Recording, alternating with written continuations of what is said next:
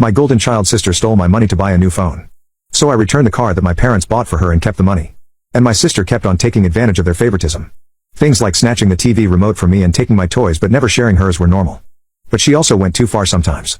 One time, I was really excited for my school field trip and spent the entire week preparing for it.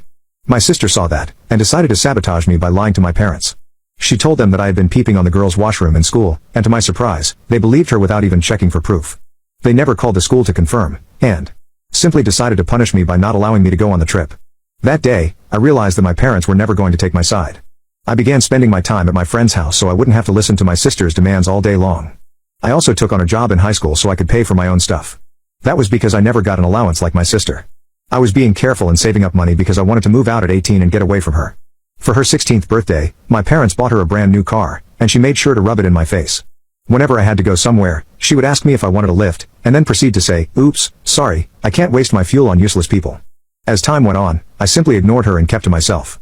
There would be days when my parents didn't say a single word to me, but I was more than happy to be ignored rather than punished. Now, my 18th birthday is in a few weeks, and I had saved enough money to make a deposit and rent my own apartment. But I was having trouble looking for a decent place, so that money was being hidden in my room.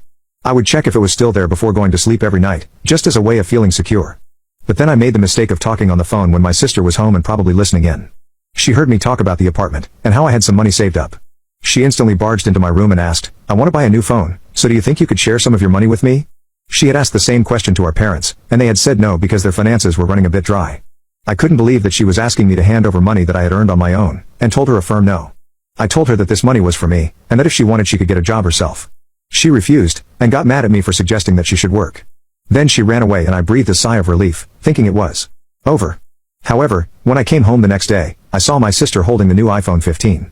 She was telling our parents that she had bought it with her own money, and they were praising her to be so independent. I immediately rushed to my room, and saw that everything was on the floor. She had searched through all of my belongings, and found the money I had kept hidden.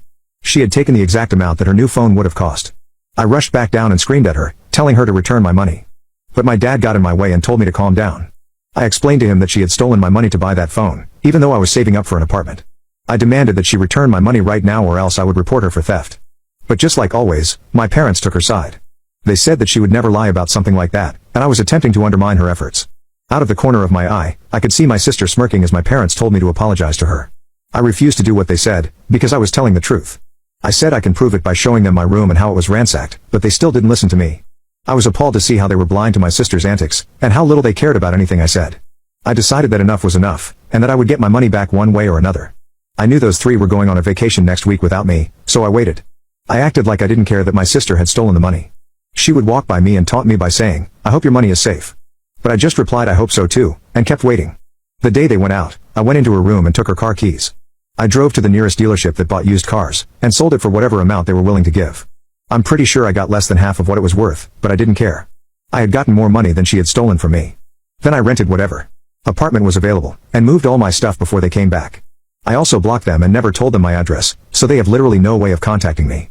I regret not being able to see my sister's face when she realized her car was missing, and so was I. I thought I was finally free of that toxic environment, but never did I expect my sister to find me and do something crazy.